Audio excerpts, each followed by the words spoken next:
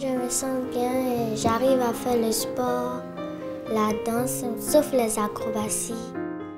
Elle s'appelle Anna, elle a 12 ans, est nigérienne et désormais elle est en bonne santé. Sa venue et son opération en principauté a pu être possible grâce au Monaco Collectif Humanitaire.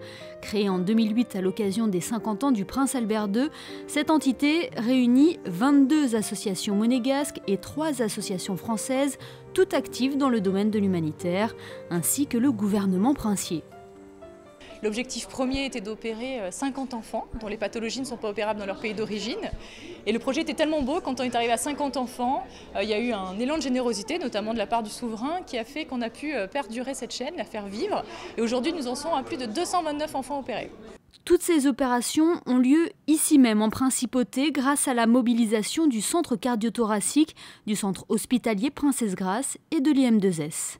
Il nous a toujours semblé évident que nous devions mettre à la disposition de l'humanitaire ce petit hôpital autonome qui a été créé donc il y a 27 ans et qui fonctionne ouvert à tout le monde puisque c'est un hôpital sans sélection et qui marche parce que Monaco, espace de liberté, et je dois remercier le prince Régnier et sa femme qui ont compris le projet, nous ont permis de réaliser cet hôpital unique pour le moment et que j'espère voir copier du même plateau technique, c'est-à-dire les mêmes lits, les mêmes infirmières, les mêmes salles d'examen, les mêmes salles d'opération, les mêmes salles de réanimation, les mêmes salles d'imagerie sont utilisées par tous les spécialistes de la pathologie cardiovasculaire, travaillant ensemble, non pas dans 5 services, mais dans un secteur où il y a tout pour la pathologie.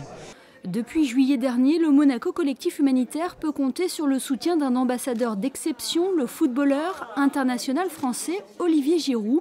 L'attaquant d'Arsenal était en principauté mi-novembre pour rencontrer 4 enfants opérés au centre cardio-thoracique. Touché par cette chaîne de solidarité, Olivier Giroud se consacre à 200% à son nouveau rôle d'ambassadeur.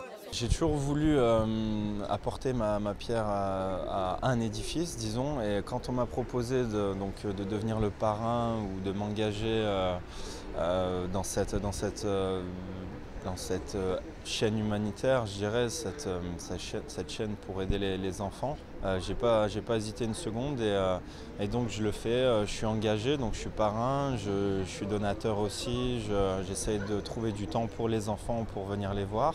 C'est la deuxième fois, c'est vrai que c'est pas évident, ça me touche beaucoup, moi qui suis père d'une petite de 17 mois maintenant, mais je suis fier en tout cas de pouvoir le faire et voilà, c'est quelque chose qui me tient à cœur en tout cas.